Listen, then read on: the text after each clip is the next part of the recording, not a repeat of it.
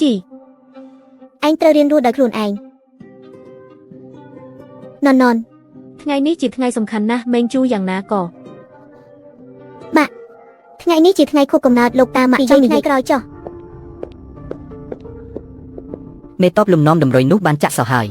20ឆ្នាំមុនគីលានុបដ្ឋាយិកាចៅយុននៅមន្ទីរពេទ្យ GC បានលីឈប់3ខែក្រោយពីលោកស្រីសម្រាលកូនចាប់តាំងពីពេលនោះមកមានបងប្អូនជីដូនមួយឈ្មោះចៅជួនដែលជាប្រពន្ធរបស់ឪពុកម្ដាយចិញ្ចឹមអ្នកនាងតូចទី2មិនយូរប៉ុន្មានបន្ទាប់ពីចៅយុនលីឈប់ចៅជួនបានទទួលប្រាក់ 50,000 យ៉នពីជនបទនៅឆ្នាំទី9នៃសាធារណរដ្ឋនេះមិនមែនជាចំនួនប្រាក់ទូទៅគោលដោយផ្ទាល់ដៃជាសាច់ប្រាក់មិនអាចតាមដានប្រភពបានទេប៉ុន្តែអ្នកអន្តរការីមានអត្តសញ្ញាណដូចបងប្អូនជីដូនមួយរបស់ចៅជួននឹងវាងជៀនកត្រូវប៉ូលីសចាប់ហើយមែនទេបានចាប់ហើយវាងជៀនកពីមុនធ្លាប់ធ្វើការនៅផែដោយសារតែល្បែងស៊ីសងគាត់បានជំពាក់បំណុលគេយ៉ាងច្រើនចៅជួនធ្លាប់ធ្វើការនៅរោងចក្រវីនផនប៉ុន្តែប្រហែល1ឆ្នាំបន្ទាប់ពីនាងរីកាថាបានយកអ្នកនេះក៏ស្រាប់តែបានសងបំណុលល្បែងទាំងអស់ចំណុចពេលនេះត្រូវគ្នា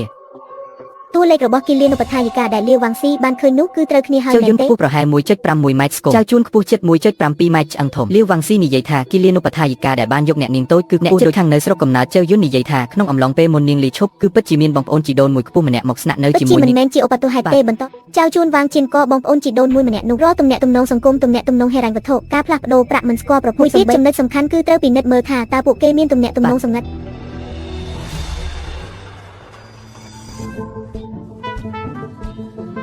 ពួកលោកមិនអាចចូលបានទេអនុញ្ញាតឲ្យខ្ញុំចូលខ្ញុំកំពុងរកកូនស្រីខ្ញុំឆៅធីហ៎ឯងជាអ្នកនាំបញ្ហាយើងបានហត់នឿយនៅទីនោះឯងមកទីនេះវិញឆៅធីពួកលោកមិនអាចចូលបានទេអនុញ្ញាតឲ្យខ្ញុំចូលខ្ញុំកំពុងរកកូនស្រីខ្ញុំឆៅធីអាប៉ាមកទទួលឯងជាអ្នកនាំបញ្ហាយើងបានហត់នឿយនៅទីនោះទៅវិញឆៅធី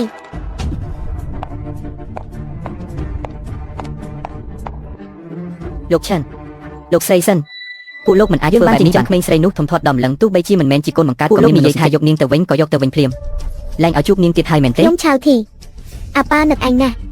កូនស្រីដែលមិនដឹងគុណអាប៉ាបានចិញ្ចឹមឯង20ឆ្នាំពេលនេះឯងមានឋានៈខ្ពស់ហើយក៏លែងចង់ឲ្យឯកជនមិនអនុញ្ញាតឲ្យអ្នកខាងក្រៅរំខានទេខ្ញុំអាចហើយកងល្បាតមកហើយអញ្ជើញលោកទាំងពីរទៅទីបញ្ជាការយាមឯងជាអ្នកណាយើងមកមើលកូនស្រីយើង